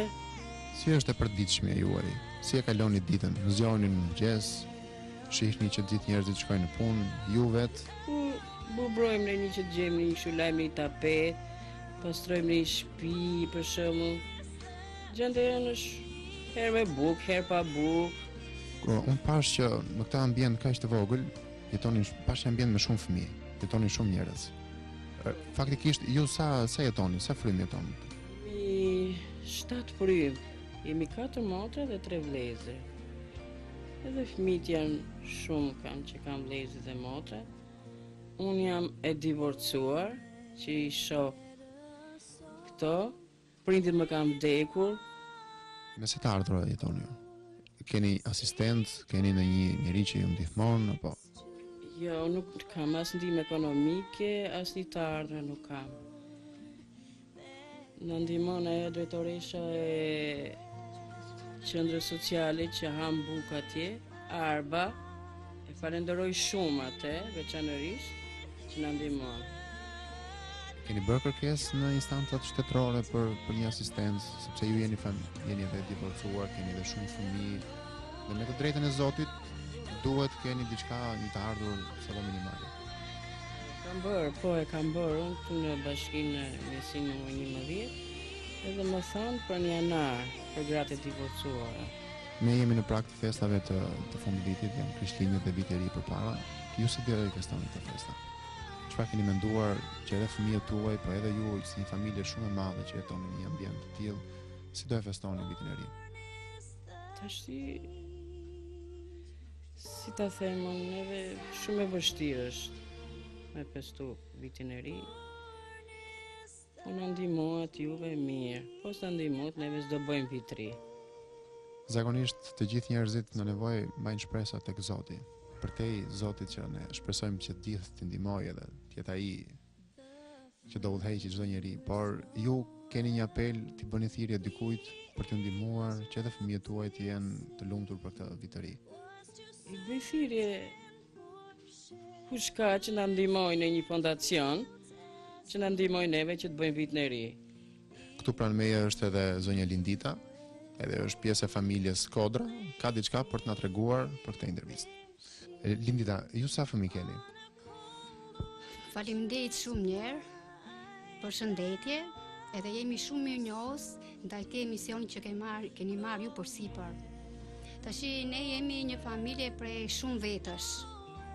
Edhe kemi kërkuar që si të na ndihmojnë një çik, i kërkojmë bëjnë thirrje kryeministrit si dhe këtyre të bashkive dhe qendrës sociale që të vëjnë dorë mbi këtyre njerëz, sepse neve kemi nevojë për këto gjëra të tilla, që si edhe neve të bëjmë një vit ri si të gjithë të tjerët, sepse këtu në vendin tonë nuk duhet të bëhet dallim racial, si dhe mos të diskriminohemi, dhe të bëjmë një vit të ri, domethënë sa më mirë. Unë doja të bëj një pyetje. Çfarë do dëshiroje për vitin e ri që të sillte baba gjyshi? Unë doja që baba gjyshi të më thojë një kukë të vogël. Bruna është këtu pranë meje dhe ka si një nënë e re, ka diçka për të na treguar, një histori të saj që do ta ndaj me emisionin tonë dhe me publikun. Dhe Bruna, ju jeni një nënë e re, ashtu si shumë bashkëmoshatarët tuaj dhe ju keni ëndra, keni pasur një jetë jo të lehtë. Sot ne jemi këtu për të ndarë së bashku historinë tuaj dhe atë çfarë ju prisni që njerëzit ose fondacionet e ndryshme, njerëzit që e shohin këtë emision, t'ju ndihmojnë. Kemi një thirrje për ju. Një thirrje që ju dojeni të bëni të institucioneve të caktuara që t'ju ndihmojnë, se që dhe ju të keni një punë. Përshëndetje, ju uroj emisionit Njerëz të humbur. I bëj thirrje shtetit që të na ndihmojë, fondacioneve që dhe fëmijët e mi të gëzojnë vitin e ri tamam si gjithë tjerët, sepse jemi pa punë, jemi pa të ardhura, pa asistencë, kemi nevojë për ndihmë. Fëmijët e mi të gëzojnë, të gëzojnë për vitin e ri, sepse s'kemi as të ardhura, as asistencë nuk marrim, të papunë jemi, të gëzojmë si gjithë tjerët, që dhe fëmijët e mi mos të hapin sytë këtë tjerët. Ju uroj të gjithëve që ta ndihmojnë sa më shumë. Faleminderit shumë edhe Aidas Shtinot që ka emisionin Njerëz të humbur. Gjithashtu të gjithëve fondacioneve. Ju faleminderit. Kjo është historia e familjes Skodra në Laprak të Tiranës. Të gjithë meritojnë pak dashuri, pak nga mirësia e gjithë secilit prej nesh. Largohemi me besimin se këto festa do të jenë më të bukura dhe 2014 më i begat.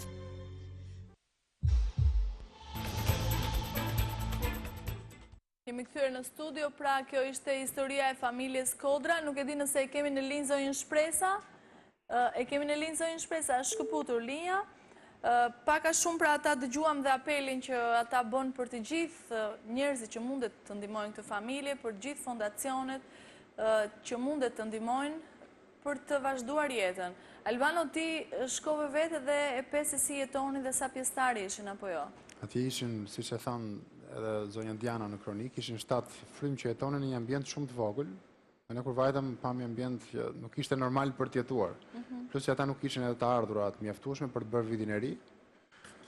Dhe besojmë që në kronike që të ndjekim pas pak, aty ju realizuar një ëndër shumë e madhe. Ne ju kemi bërë një surprizë, ata nuk e kishin festuar asnjëherë në jetën e tyre as fëmijët vitin e ri, ashtu siç mund ta feston dhe një familje më së zakonshme shqiptare, nuk e kishin përjetuar asnjëherë këtë gjë dhe ne menduam me aq mundësi sa kishim dhe duke na ndihmuar nga një zonjë fort e nderuar që çdo fund viti, sa herë kur unë i kërkoj ndihmë për të ndihmuar këto familje në nevojë, ajo ka qenë gjithmonë e gatshme. Kjo është zonja Kristina Papa, përfaqësuese e administratore e kompanisë Intercom. Menjëherë sa unë i kam treguar historinë, ajo vetë është nën, ka 2 djemë të vegjël dhe më tha që Aida unë e marr përsipër gjithçka. Për të shtruar trapezën e vitit të ri, por dua të shkoj vetë t'ja udhëroj këto dhurata. Edhe le të ndjekim pikërisht këtë vizitë që një njeri me zemër shumë të madhe si zonja Kristina ka bërë për këtë familje e cila nuk ka përjetuar asnjëherë një vit të ri si gjithë të tjerët. Ndjekim insertin dhe kthehemi menjëherë në studio.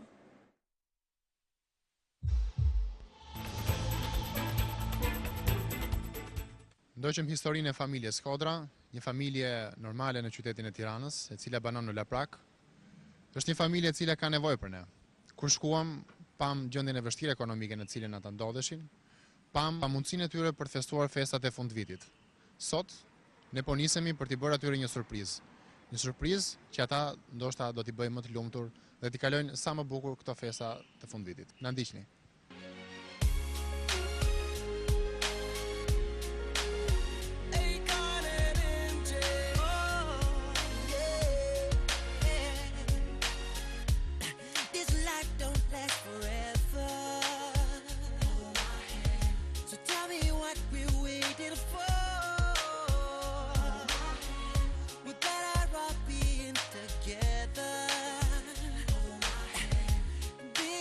Room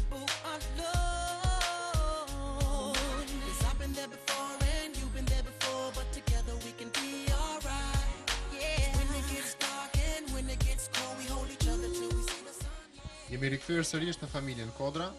Jam këtu sot nuk kam ardhur vetëm, sot kam ardhur me zonjën Kristina. Zonja Kristina pasi u vu në djeni të rastit vështirë, të gjendjes të vështira ekonomike të familjes Kodra, vendosi që të solidarizojë dhe të ndihmojë këtë familje. Unë kam këtu pranë zonjën Kristina dhe doja të ndaja me të këtë moment kaq sublim. Zonja Kristina, mirëmbrëma dhe çfarë kishit për të thënë për këtë familje, mendimi juaj ose një thirrje që doni të bëni gjithë njerëzve për të ndihmuar, që kanë mundësi të ndihmojnë familje të tilla. Mirëmbrëma, faleminderit.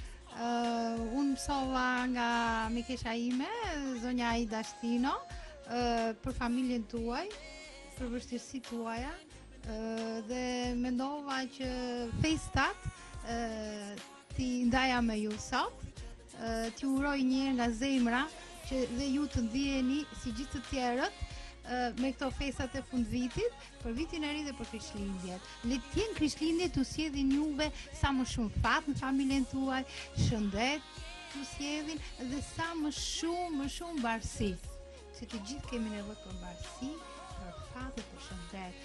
Këtu kam ardhur me bashkëpunëtorët e mi. Duam t'ju urojmë të gjithë dhe juve një nga zemra gëzuar Krishtlindjet e vitin e ri.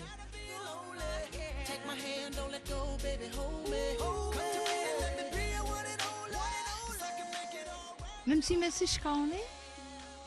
Qa shkolla? Si quhet shkolla? Shumë mirë. Unë do marrë fëmijët e mi dhe do vim të takojmë përsëri juve. Unë shoh që këtu ka nevoja specifike, të ndryshme për ju dhe për familjen tuaj. Nuk do t'u haroj, nuk do t'a lëm me kaq. Alketa ka nevoja të ndryshme nga shëndeti, nga zhvillimi. Okej, Alketa. Unë ju premtoj që do të takoj prap. Do vi prap, do të takoj, do të ndihmoj dhe do shikojmë se çfarë mund të bëjmë, diçka tjetër që dhe ju të ecni, jo vetëm me ndihma, po ndoshta gjejmë një zgjidhje për një diçka tjetër, për punë, për nuk e di. Mos të rini të prisni vetëm ndihma nga njerëzit. Ndihma është një diçka tjetër. Le ti kemi ndihma për festa ose për ta uruar njëri tjetrin. Mua mjaftueshëm më ka ecur fati në jetë dhe dua tani që gjithçka ta ndaj me të tjerët. Kur un kam mundësi të ndihmoj ata.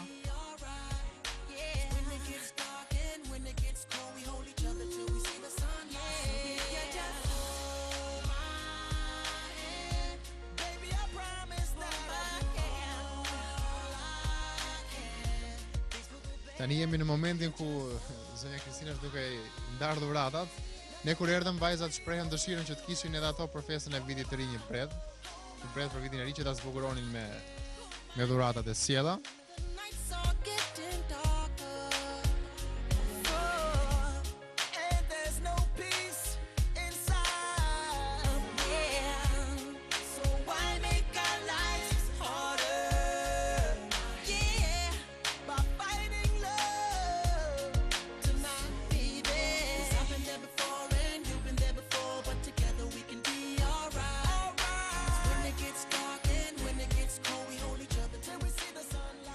Pranë meje është zonja Diana. Kur erdhëm herën e parë që morëm intervistë në këtë familje, ishte një gjendje jo e mirë emocionale. Por sot është një gjendje e gëzueshme. Zonja Diana, si e pritët? Ju pritëm shumë mirë juve, faleminderit shumë. Dua të përshëndes zonjën Kristina, e bekov Zoti, të gjithë bashkë edhe këto. Brunilda, ju kishit 2 vajza dhe kur ne ju intervistuam, ju nuk ishte mundësi që të festoni vitin e ri. Sot që kemi gjithë këto dhurata, gjithë këto ushqime. Faleminderit shumë për gjendjen time që më ndihmuat në këtë rast. Falenderoj zonjën Kristina dhe gjithë stafin e zonjës Kristinës për gjithë çka që organizoi për fëmijët e mi. Dhe ju uroj gjithë mirat me gjithë shpirtin e Zotit. Ju shpreh dëshirën që të kishit një pemë për vitin e ri, ku të vendosni dhuratat. Tani nuk keni vetëm një pemë, por keni edhe shumë lodra dhe shumë gjëra të tjera. Këto ju solli teta Kristina. Ju çfarë do t'i thoni teta Kristinës, sepse ka dhe fëmijë që janë mosha juaj. Faleminderit. Ju jap fjalën që unë do vi prapë te ju. Do vi prapë, unë do ju ndihmoj nga forma nga më ndryshmet. unë do t'ju ndihmoj me mënyra të tjera që ju të jeni të zotët e vetes. Të dashumiq, pas këtyre emocioneve të forta që provuam, fal zonjës Kristina, fal ndihmës së zonjës Kristina në këtë familje të madhe, shumë të madhe tani në këto momente, që nuk kishin mundësi që vitin e ri dhe Krishtlindjen ta kalonin si gjithë të tjerët. Por fal kësaj ndihmëse, fal kësaj bujnërie të kësaj zonje, ata do të festojnë një vit të ri dhe një Krishtlindje ndryshe nga herët e tjera. Ashtu si u nis në fillim, diçka përfundoi më së miri. I bëj thirrje gjithë shqiptarëve që janë duke na ndjekur, që ka njerëz që kanë nevojë për ju. Po e mbyll këtu këtë kronik me fjalët e të madhes Nën Tereza. Njerëzit mund të bëjnë vepra të mëdha, por mund të bëjnë edhe gjëra të vogla me dashuri të madhe. Nga familja Kodra, ju uroj të gjithëve të kalofshi sa më bukur festat e fundvitit dhe ju prit të mbara në vitin 2014.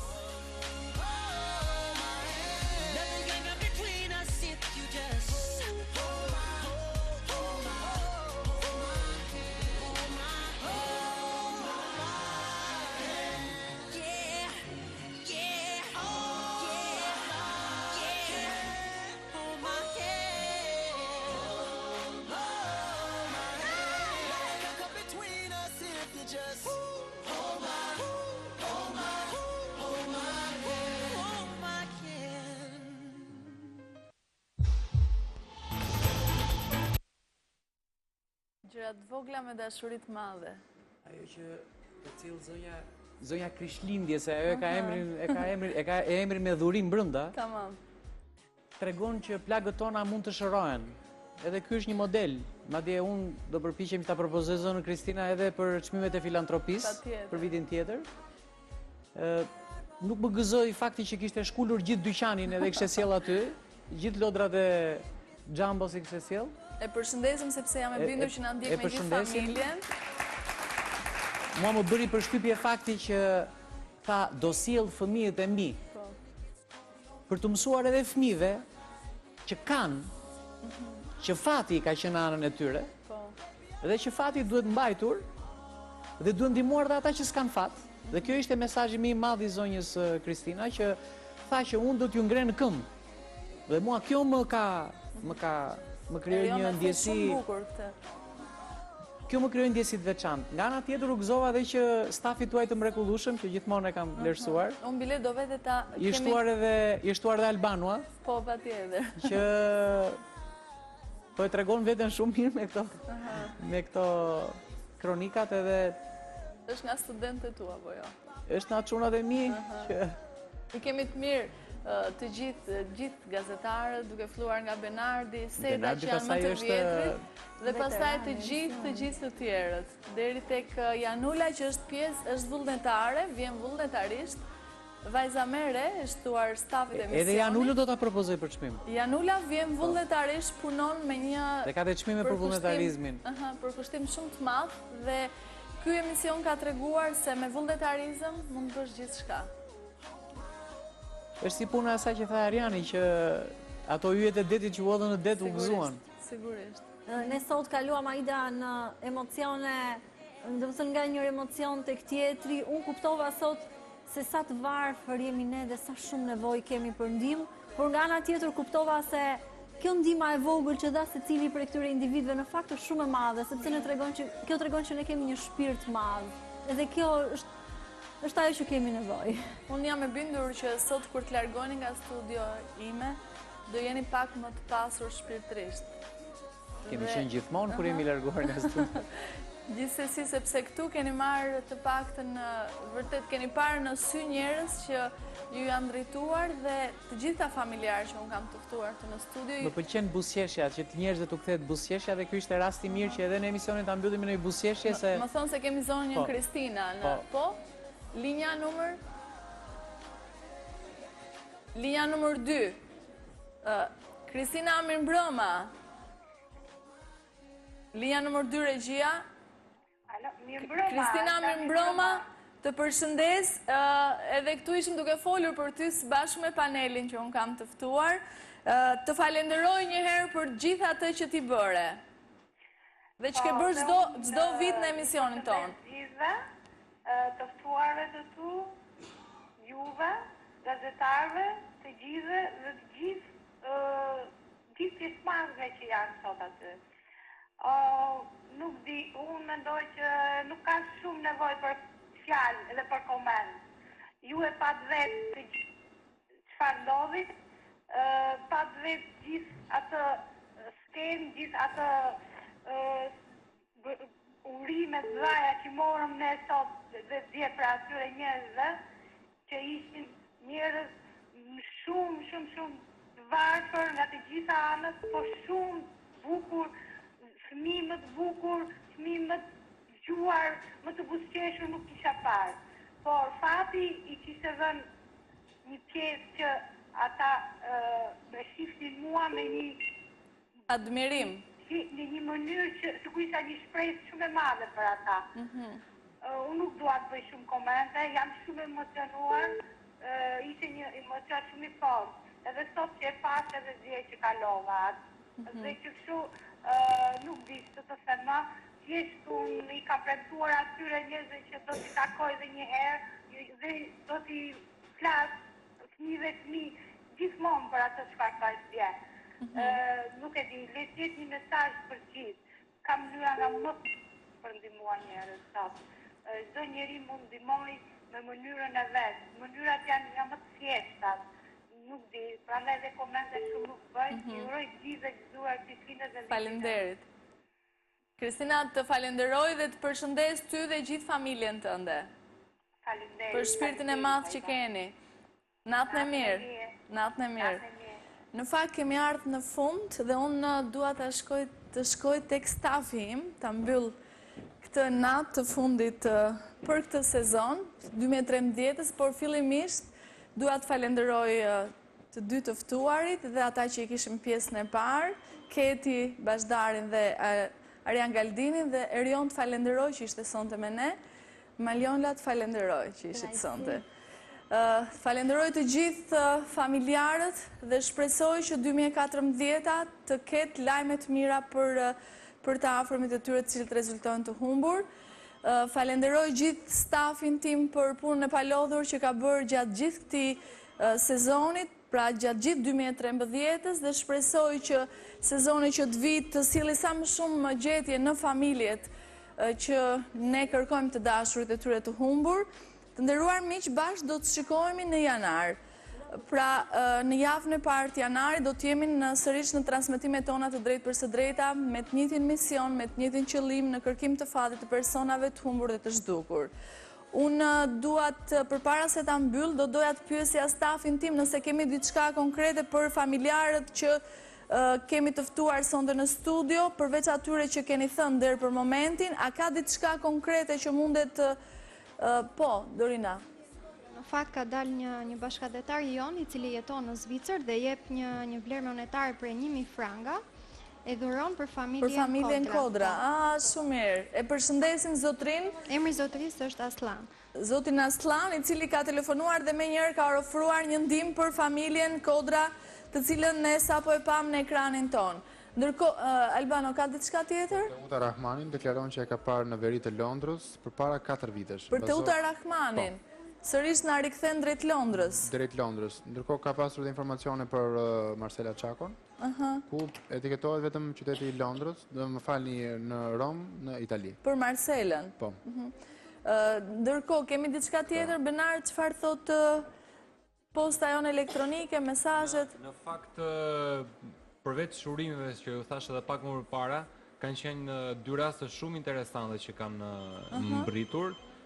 Janë shtetas të huaj, në fakt janë me origjinë shqiptare, por që jetojnë prej shumë vitesh të lindur dhe të rritur jashtë trojeve shqiptare, që kërkojnë të rilidhen me të afërm në Shqipëri. Besoj se do jenë emocionet forta, por që do t'i përjetojmë në 2014 në vitin që vjen. Dhe telefonatat vazhdojnë të vinë, ndërkohë që unë ju falenderoj të gjithë ju që keni qëndruar me ne këtë mbrëmje. Fillimisht dua të falenderoj të gjithë ata që kanë ndihmuar gjatë gjithë 2013 me informacione. Një falenderim i veçantë shkon për bashkëpunëtorët e emisionit tonë, për grupin e vullnetarëve, për gjithë të staf të madh që punon pa lodhur në kërkimin e fatit të shqiptarëve të humbura në kënd botës. Të nderuar miq, ky është emisioni i fundit për këtë sezon. Takohemi bashkë në janar të 2014. Unë ju falenderoj për vëmendjen. Ju uroj gëzuar Krishtlindjet dhe vitin e ri, qoftë një vit i mbar dhe i paqt 2014, bashkë takohemi në 2014, deri atëherë. Natën e mirë dhe mirupafshim gëzuar.